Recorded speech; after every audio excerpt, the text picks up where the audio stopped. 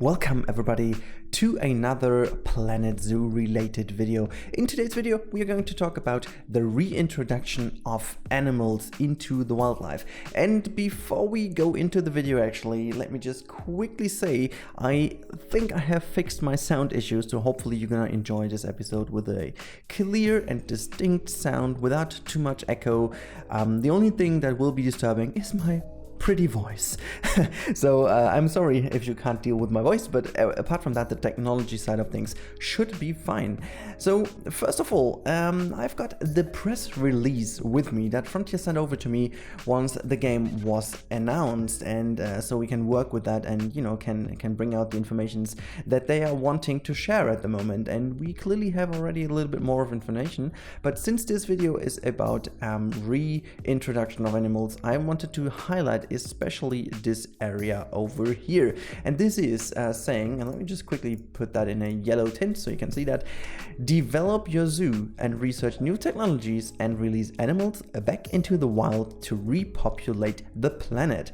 First things first, this is a great addition. I know that we have kind of a few games that feature this as well, as far as I heard, but the thing is, I think it has not always been a central element of the game.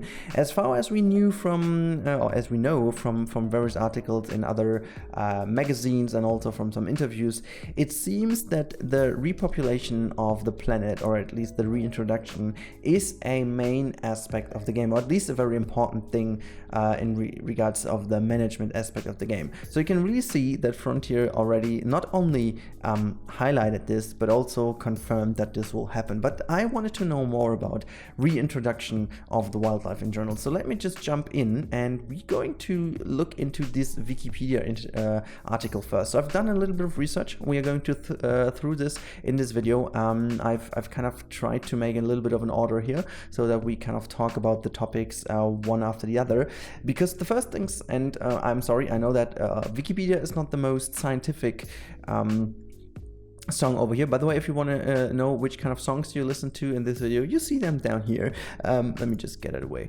So we just look at what we have here into the species reintroduction, what this article is called. And I always try to use Wikipedia as an introduction to making some knowledge, actually, because from here you have a good hub to go into more of a scientifically approved version of articles and knowledge, so you can go into it. But what I found very interesting is that we have a little bit of a variation in reintroduction. So first of all, we can see that the reintroduction is also called reestablishment, which and now this is really, this is really for me this is really funny, because like I'm not a native speaker, but in terms of the lingual aspect to it, it's pretty interesting, because the reintroduction in, if we look at the word itself, to introduce someone means to bring someone back into something, which means without having a real let's say history to it. It's like introducing, you go to a party and you introduce someone and say, hey, that's James, you know him from last year, for example, this is James again. So that's kind of a reintroduction of someone, but to introduce means to bring something in, whilst reestablishment means that you have something which has been there already, because to establish means that you have something which is already existing in an environment, but it has to be established, so to bring to a constant good level. So for example, take a normal market competition. If you have several players in the market and then you have a brand, let me take kind of McDonald's, for example, or Burger King, I don't know.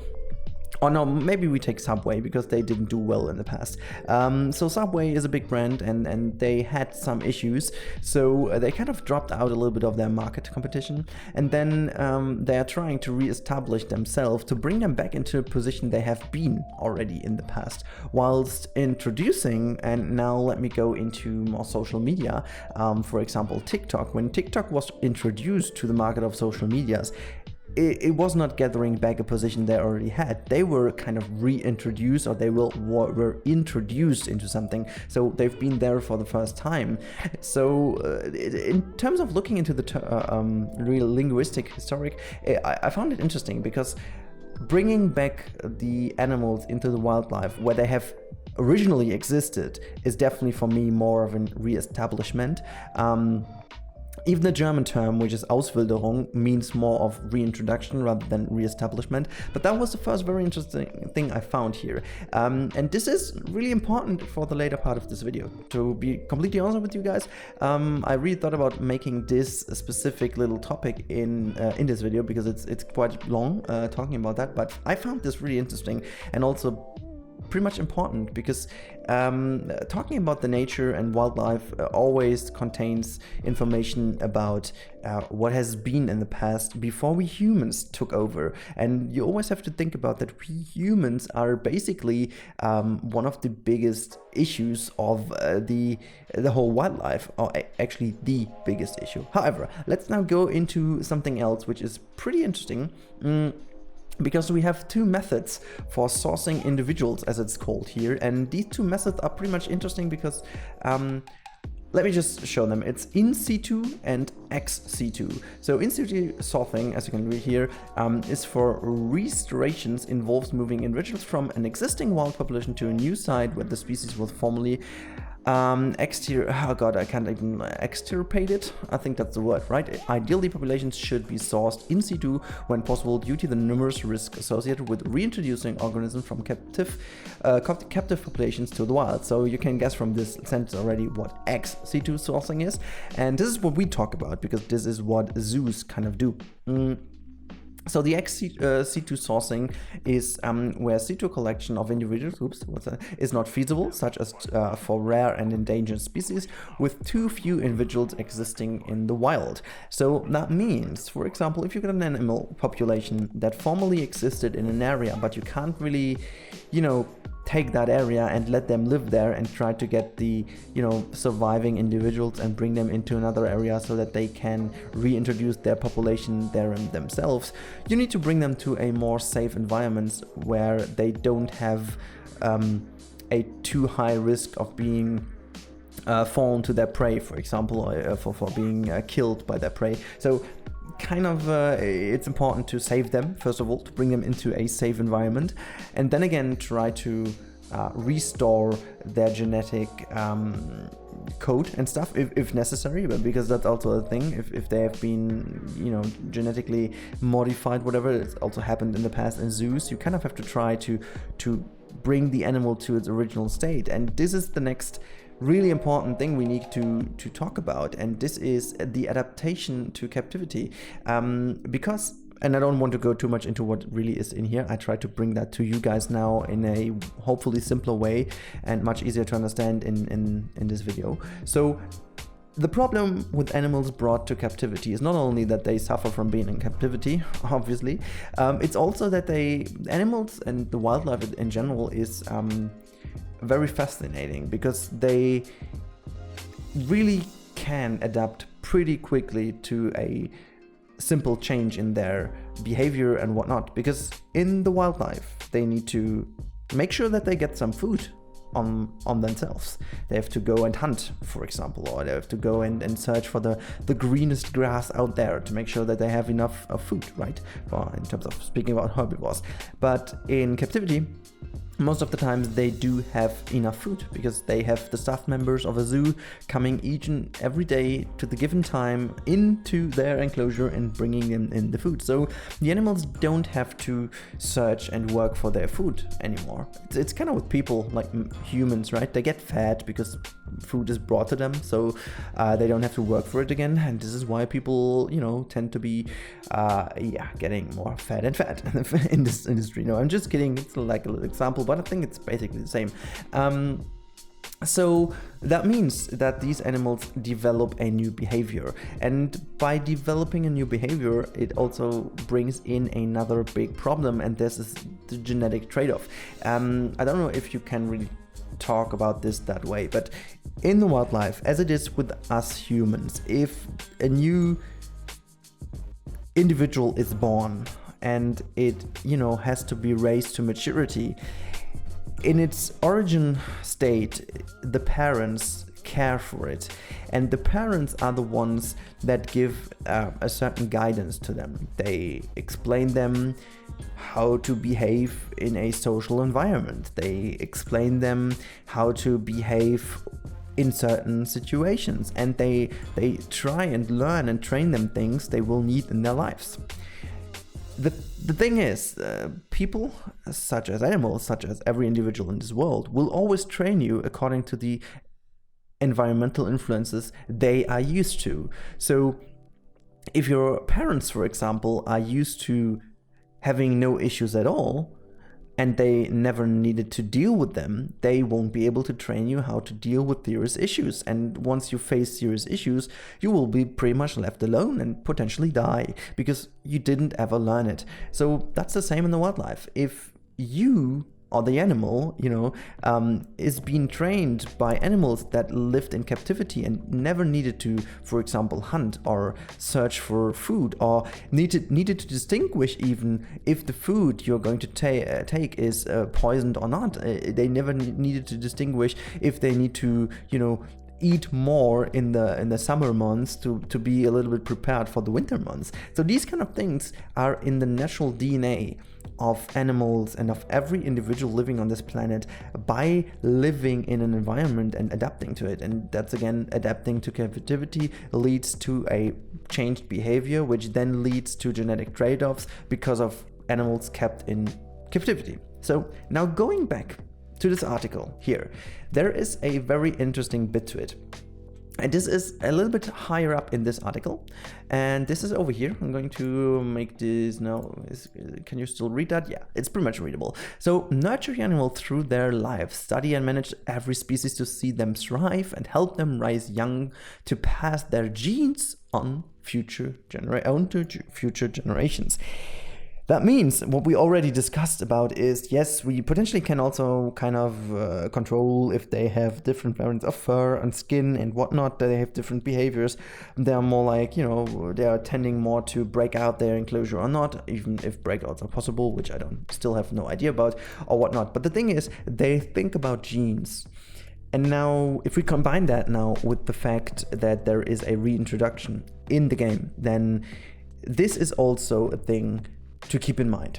Now, here's me guessing, either way I said I'm not, but if you combine those two things and we would have the challenge to pass on genes to next generations, maybe we have to make sure that the environment they are living in kind of mirrors what they would expect in real life. And this is then a factor if our reintroduction process is going to be successful or not. So quite interesting things here and there, but now, as we have talked about reintroduction in general, which is, in simple words, bringing back animals into the wildlife they've been originally living in by making sure that they are prepared to what they expect there. So again, we have two different variants to do it, which is in situ and ex situ. Whilst in situ is basically just going into an environment where they still exist and kind of bringing individuals from this population to another area to make sure that they kind of create a new population there again, which is pretty easy because you don't need to train them again because they already should have the capabilities and the behavior to survive in the new environment. Maybe they just have to adapt a little bit to new, temperatures or whatnot. Whilst ex situ sourcing is creating the repopulation kind of, from training within a captive situation, which means that you do have to retrain the animals to survive in the wildlife, which is also a hard thing to do. And now we go into 9 wildlife success stories, and this is not as easy as it might seem. I just want to quickly skip over them, but you can see that we have, for example, the Pacific fishers, we have the black-footed ferrets, we have the gray wolves, which we're going to look at in a little bit more in detail. So let me just quickly read out this little bit over here and then talk about what this is. So gray wolves were methodologically eradicated from Yellowstone National Park and the surrounding area by the mid of the 1920s due to governmental sanctioned programs meant to protect livestock. Over time, however, researchers began to understand the critical role predators like the wolves play in maintaining a healthy ecosystem. After consulting with wildlife experts, considering public comments and creating a solid strategy, the U.S. Fish and Wildlife Service worked in cooperation with the Park Service to release gray wolves into Yellowstone National Park in the mid-1990s. That effort is now hailed as a success, not just for the wolves, but also for the long-term health of park and its many other inhabitants. About 100 gray wolves now live in the park, where visitors clamor to see them and scientists continue to study them. Well, there's the one thing. Grey wolves haven't been endangered by complete extinction, they only have been banned by a political decision from an environment, which then leads to the fact that this definitely is an in situ sourcing in this case. But the interesting bit is that this is not always because of extinction, because people have been killing them or whatever.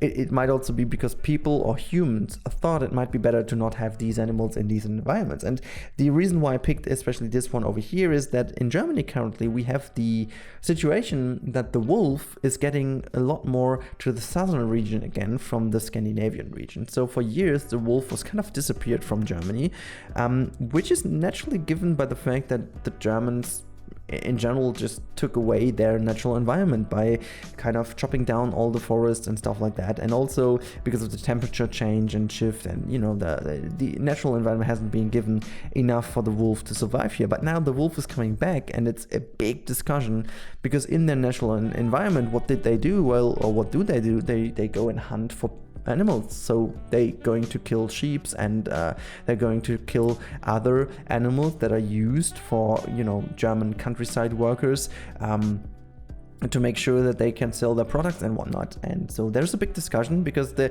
animal gets back into the way of the human, which the human doesn't really find good, and yeah, tries to do something against it. So it's always a very balanced thing you have to look into, and it's very interesting to think about how this will be done in the game. So for example, if you have the task to reintroduce a wolf in a certain area, maybe you gonna get some problems about your park because people don't really like that. I don't know, but this could be a thing that would be happening, as it is, again, sticking to facts, happening right now in Germany. Even though we have to say it's not a zoo to blame here, it's pretty much nature to blame, but we humans are pretty good at blaming nature, so I'm not worried that we find a reason to blame nature. However, you can see that, for example, we have the bald eagles, we have the desert pupfish, well, it's a cute little one, we have the bighorn sheep, I love this one, it's so fuzzy, and we have the Californian condors, and this is also a very interesting bit over here.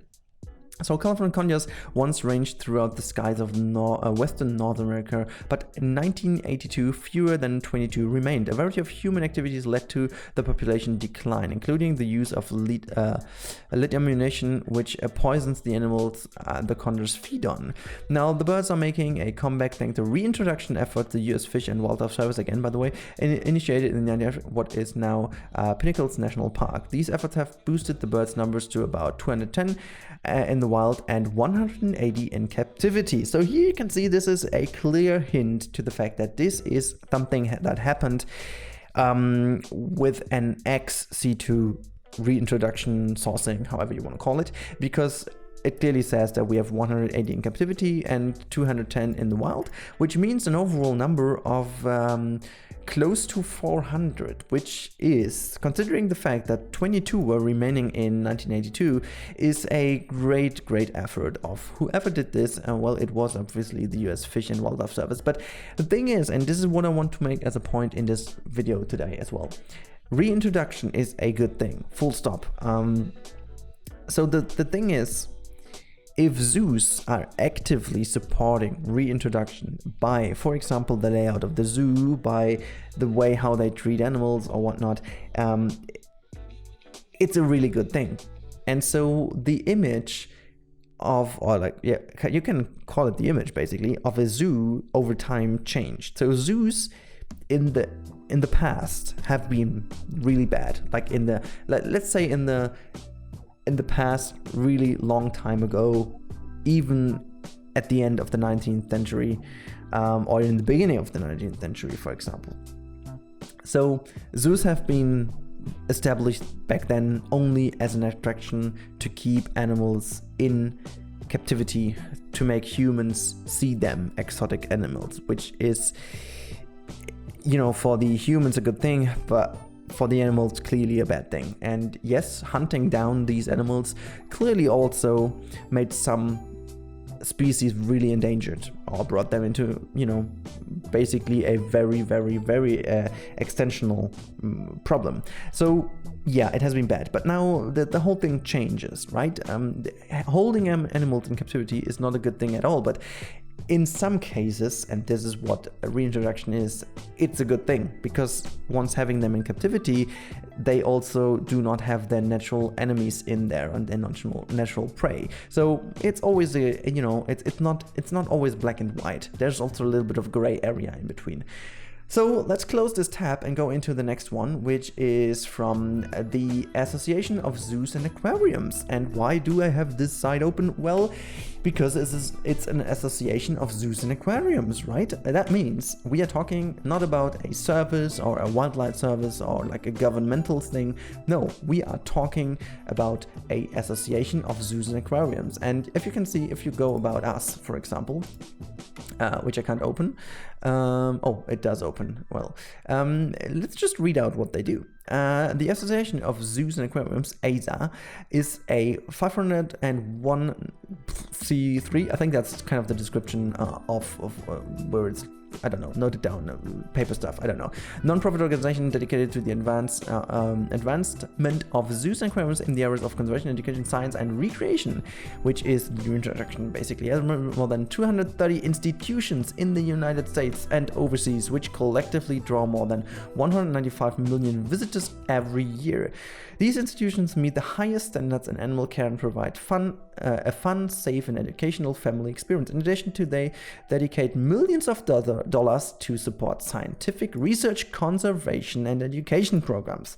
Boom. So I know, again, it's not black and white. I won't step in here now and tell you that this is the best association in the world. It's the one I found, which has a website I kind of thought is, you know, presentable, and it is, you know, also something that is really nice to show. But obviously I can't really control if this is really all that good as it is, or if it's only a marketing thing. I'm pretty sure it isn't, because they have really, you know, established things that you can really see, and I kind of proved it in the internet, so it's true what they're mentioning here. So basically, as you can see, they have reintroduction programs from the zoos that are featured in this AZA, whatever it's called. But you can see that they are kind of increasing in situ animal populations that have suffered significantly, which is interesting, because they are doing ex situ to improve in situ populations, if I got this correctly, because I'm pretty sure that zoos and stuff are non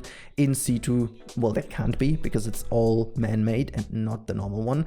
But as you can see in this example down here, and this is why I think that is the one, it's the California condors again, and this is basically pretty much the same lines we had just, but it seemed that the other one was a little bit older, because we're talking about 425 already. But the cool thing is I found this one after the other. So this is where the program has been done with. So it was not only the Wildlife Service of the US, but it was also the AZA reintroduction program. So they seem to work hand in hand, which is a cool thing. Well, so next bit is a German reintroduction program, and I'm trying to keep it a little bit shorter now, because we have been going very deep into the topic. I hope you're really interested in this, because I am, certainly, and I really hope that you guys are interested as well. If not, you can skip to the end or whatever you want to do, and hope for the next video that's a bit more interesting for you, because I really want to talk about this topic quite a bit, since I really find it's not only interesting for the context of Planet Zoo, but also in general, like how does this all work.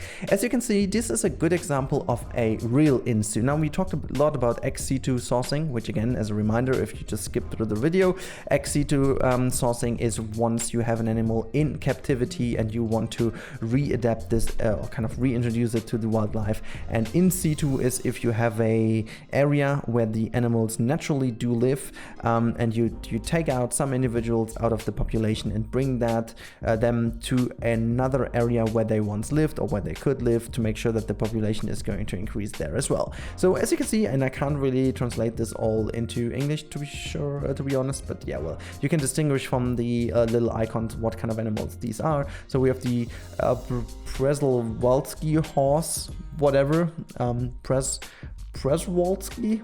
I couldn't even pronounce that if it wouldn't be written in German, because that's clearly not a German word.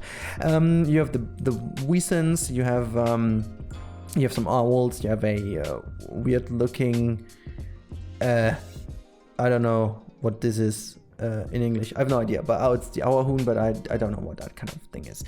It's a chicken, whatever chicken that is. However, you can see that this is the National Park Bayerischer Wald, which is the Bavarian forest, and they all live there, and they have been taken out of this region to bring them into other regions of Germany, other regions of the Netherlands, for all the friends from the Netherlands, since I know I have a lot of followers from there, so greets to you, but also to the Ukraine and also to Kazakhstan. And yeah, you can see that this is how this kind of geographically works. You have this area in here where they seem to be living naturally, and then they bring them into another area, which is, in the case of the horse, quite far off, to be honest. Well, however, let's move on to the next one, which is, I found this really interesting because that's the only good graphics I've found, how this works in total. So I always found like how this is really working. So this is how the genetics kind of work, what I was talking about at the very beginning. And this is, and now we talk about, because we haven't been talking about this in particular. We have been talking about, yes, they do adapt to what is happening in the zoos and in captivity, but how can you reverse this process, right? How can you make sure that they do learn again how to survive in nature? Because it's not that easy. It's not that you give them, you just put them in another enclosure and you put some, I don't know, other animals with them into it. Like, for example, put down a hyena and a lion and a zebra and say, well, let's do it, guys. We have to look into how you manage this now on your own. So we are way by.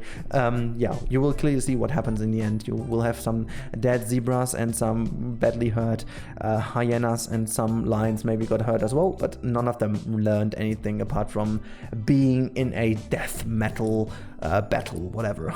I don't know. So in general, this is how the genetics kind of were falsified, if that's even the wrong thing, but this is what happened before making the reintroduction. This is like really what is bad. So you have the normal population, and then people went for a hunt and brought them into captivity, and from captivity they brought them into zoos and kind of tried to create special species out of them, trying to create different genetics. So you can see that the variety of animals clearly lowered down. So first of all, it lowered down just by reduction of the population in general by hunting, and then it does lower down by the change in their behavior while bringing them into a new environmental situation, which clearly does have a really bad effect. So as you can see now, what is happening actually then is they are trying to get these old animals, or the kind of these kind of species and variants you still have, and bring them into different versions of reintroduction. So if you bring them into different areas of reintroduction, they do develop certain kind of behavior triggers a lot differently than in another one. So you can see in this area, I just call it the jelly, the yellow genome. This one is the orange genome, and this is the blue genome. So these genomes are kind of working out the best in these particular situations. That means you make sure that these variants of animals do survive, and they even kind of recreate themselves. So in the end, if you throw them all together, you're gonna hopefully create something that is looking more or less like that. But first of all, you have to make sure that they do survive in the way they do, because if you just put them together in one, you would clearly go into this again, because the stronger species will definitely make its way through, as you can see, as they do, because of the particular new situation they've been in. They have adapted to captivity, and so they have strengthened one particular items about them. So yeah, potentially the one is more aggressive, the other one is more, I don't know, he likes humans too much, let's put it that way, and the other one is too shy, whatnot. So this kind of thing happens, and then you have to make sure that these are all mixed in again. And yeah, that's how it works in terms of a graphic wise. And you have to do that a few more times, because this is not really how it works in general, like one day after the other. This takes time. As you can see, there are nearly 15 years in between, and then this is how they do it from the 1950s until today. And obviously this is not the most eloquent and best example. It was just a simple one to show you, to demonstrate how this works. So this is just an exemplary image of bringing a recent back into its enclosure, which is then in it's still in captivity, but it's more in a natural area. So another one I found very interesting is, and as you can see from this image, and if I scroll down again from this image, and there is also, where is this other image? Here we go. This is the image I wanted to talk about, because now we are going more or less into the real act of doing this. And this is why I really wanted to look into that in detail and in depth, because this is what eventually will happen then in a zoo, and also hopefully will happen in Planet Zoo. No, this is no mascot that has certainly discovered its ability to act like a enclosure or a animal keeper. No, this is actually an animal keeper helping to bring the panda back into its wildlife enclosure, where it is introduced to the first phase of reintroduction.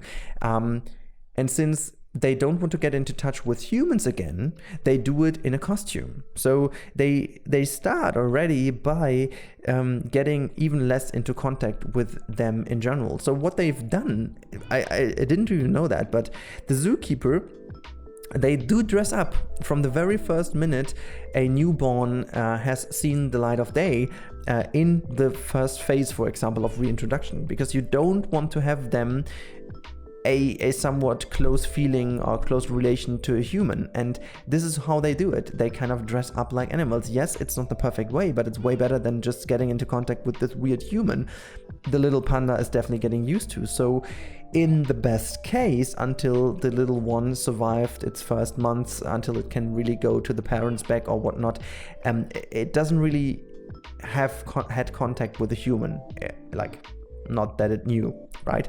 So it's really a nice thing that can happen here. So yeah, pretty interesting, and a pretty interesting technique. I haven't seen that before, and I didn't even know about that, but this would be nice to see as well. I mean, that would be like really the cherry on the cake. That would be incredible if that's gonna happen in the game. I'm highly doubting it, but you know, it's the time to dream, right?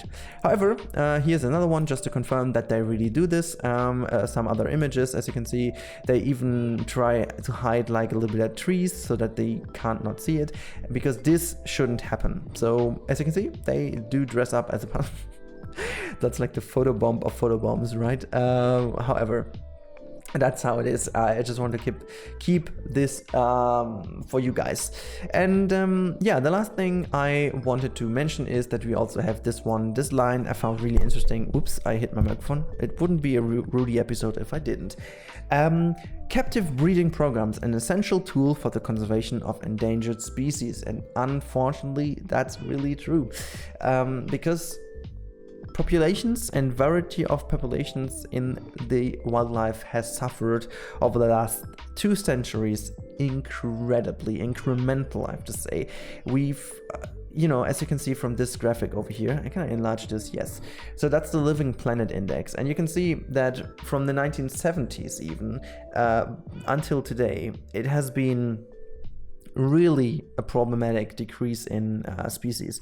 But what you can also see is that this really bad development over here, which seems to be leading into a huge crash for everyone, is stopped. And this little stopping area over here is due to reintroduction. And it might sound strange, but that's true. That's how it happens. And it all took time, but the improvement of reintroduction programs really can stop the whole thing. And we are all here to hope that in the future, this graph does also show into the other direction again. However, Guys, this was the end of this episode. I really hope that you enjoyed this in-depth look into reintroduction of animals into the wildlife, which will be an essential factor or part of the game Planet Zoo, which is coming in autumn 2019.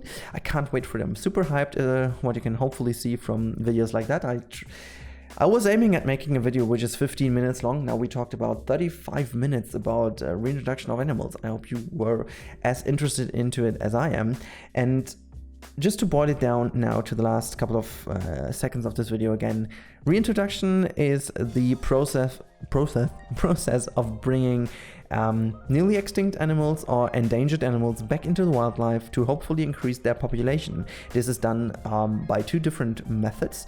The first method is the in situ sourcing, which is, or in situ, I don't even know if I did pronounce that correctly. However, that's a process where you are using an existing wildlife population in a dedicated area and you take out individuals to repopulate them in a different area, which is somewhere else on this planet, because these animals are already adapted to living in the wildlife. However, there's a second way of doing it, which is getting more and more important due to the fact that we don't have that many in situ sites left. So this is the ex situ, and if you have listened carefully to this video, you know what that is. This is basically a reintroduction process from animals living in captivity, such as zoos and wildlife parks and wild parks or not. And this is a way more complicated process because people need to make sure that the animals do adapt to the wildlife again, rather than being an adapted animal to captivity, because they do develop behavior features that are not helpful in the wildlife, such as not really being able to differentiate between an enemy and a friend, and also they are not able to differentiate between plants and food sources that are poisonable or not. So these are kind of things they have to be trained again to, and we've been looking into this quite a bit in this video. So yeah, that's about all I want to talk about in this video. I really hope you enjoyed this, and if you did, leave a like and leave a comment down below what you think about reintroduction of animals and what you think about the upcoming Planet Zoo game in general. If you haven't subscribed to the channel yet and you're interested in more videos like that and also other videos, make sure to hit the subscribe button as well. And I hope to see you and talk to you in the next episode related to Planet Zoo or all the other stuff I'm doing on my channel. Guys, have a good one. See you next time. Bye.